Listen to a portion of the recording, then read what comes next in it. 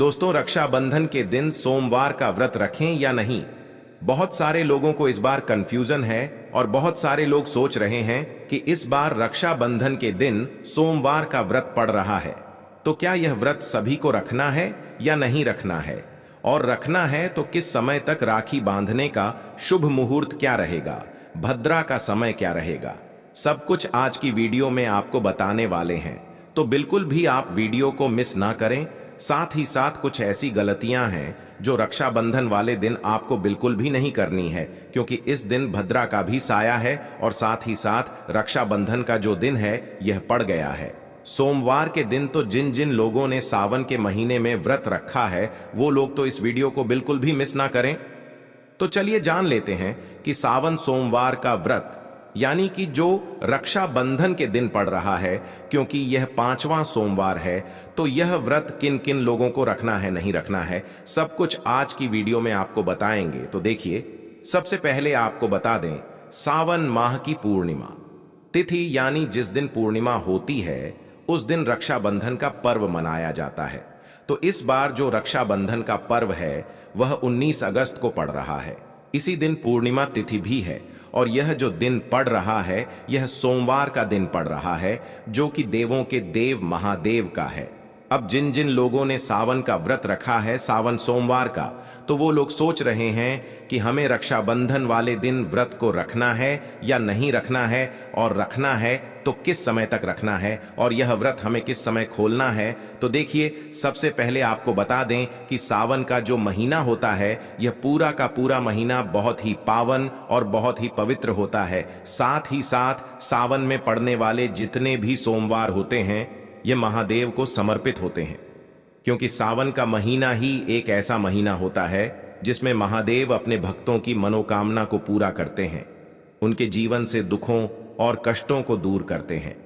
अब जिन जिन लोगों ने व्रत रखा है, कोई अपनी मनोकामना महादेव से कहता है, कोई कहता है कि मेरे जीवन से निर्धनता दूर हो जाए, कोई कहता है मेरे घर में सुख समृद्धि आ जाए, तो कोई महादेव की कृपा हमेशा के लिए प्राप्त करना चाहता है, महादेव का आशीर्वाद हमेशा पाना चाहता है।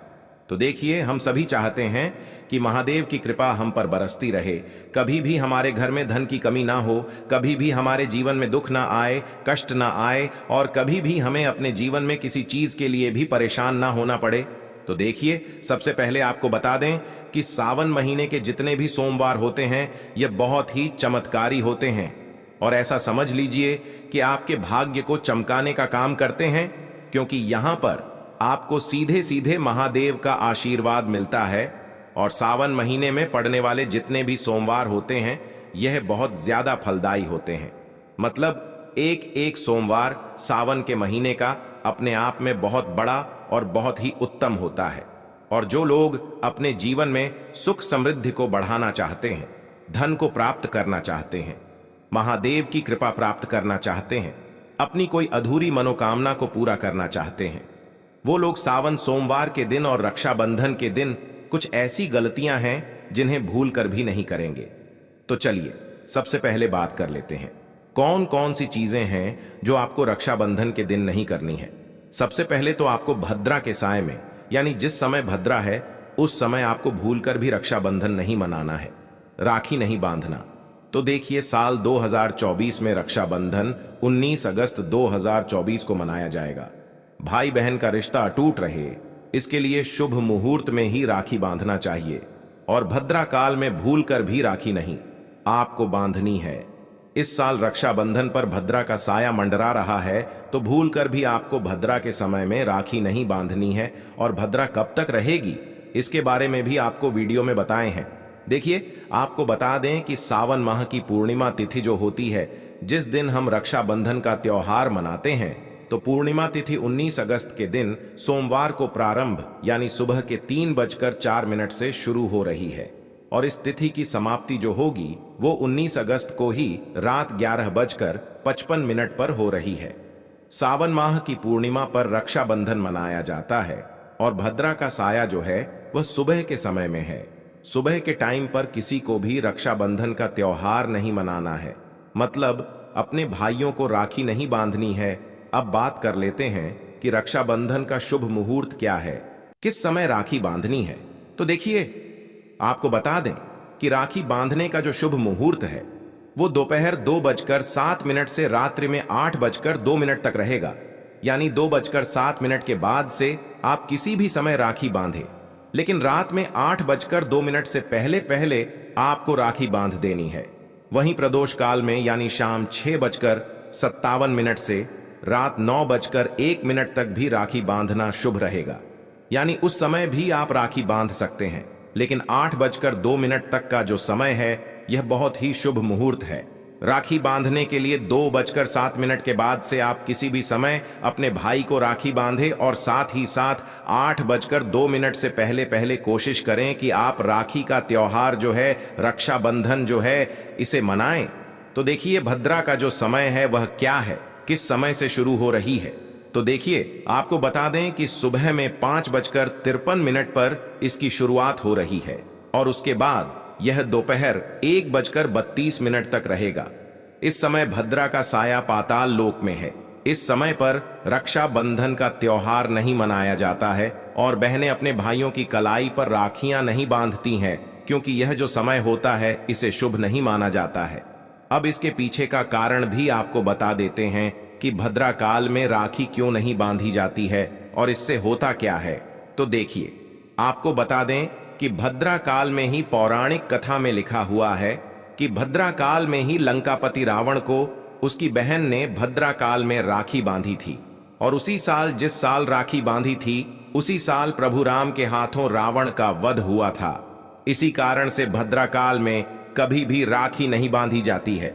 तो चलिए अब बात कर लेते हैं कि सावन सोमवार का दिन जो पड़ रहा है, रक्षाबंधन के दिन, उस दिन रखना है व्रत या नहीं रखना है, और सावन में कितने सोमवार व्रत रखे जाते हैं।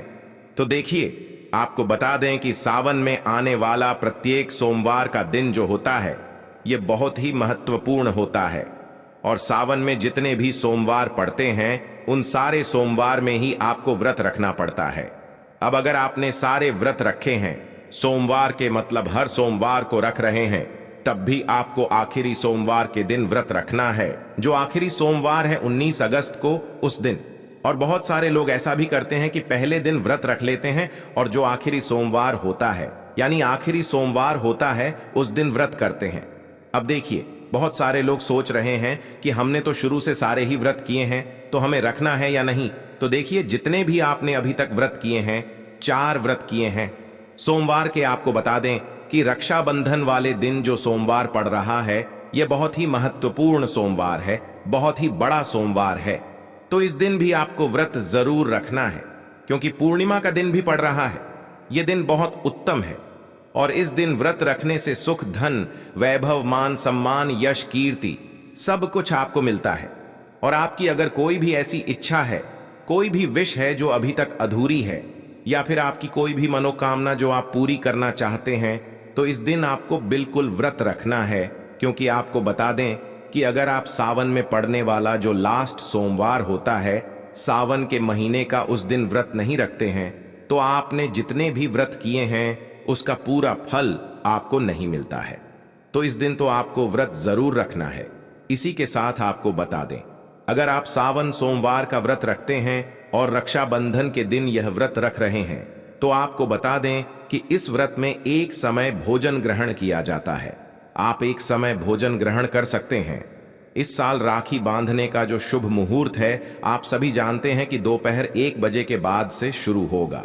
ऐसे में आप राखी बांधने के बाद भोजन को, मतलब शाम के टाइम में भोजन को ग्रहण कर सकते हैं।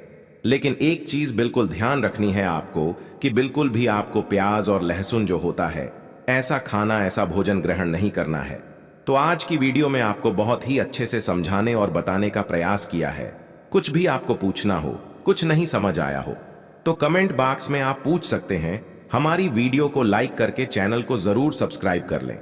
दोस्तों, अगर आप चाहते हैं कि पूरे साल भगवान भोलेनाथ का आशीर्वाद आपके घर पर बना रहे, भगवान भोलेनाथ के आशीर्वाद से साल 2024 में आपके घर की बरकत हो, आपके घर की उन्नति हो, तो बस आपको यह छोटा सा उपाय करना है जो आपको हम बताने जा रहे हैं।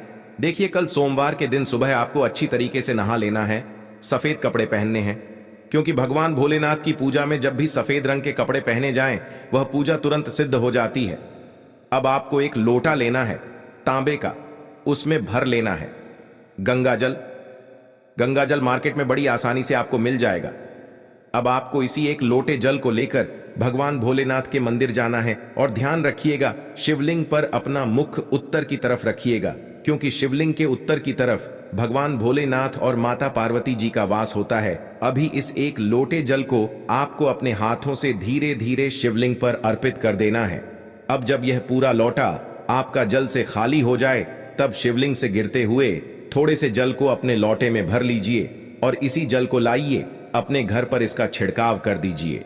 अगर इतना सिर्फ आपने 8 जुलाई बड़े सोमवार के दिन कर लिया, तो इतना ही करने भर से आपके घर की हर नकारात्मक शक्तियों का नाश हो जाएगा और पूरे साल आपके घर पर सकारात्मक ऊर्जा का वास बना रहेगा। और ध्यान रखिएगा दोस्तों, जिस घर में भी सकारात्मक ऊर्जा का वास होता है, उस घर की बरकत होती है, उस घर की उन्नति होती है, घर में सदैव भगवान भोलेनाथ की कृपा बनी रहती है।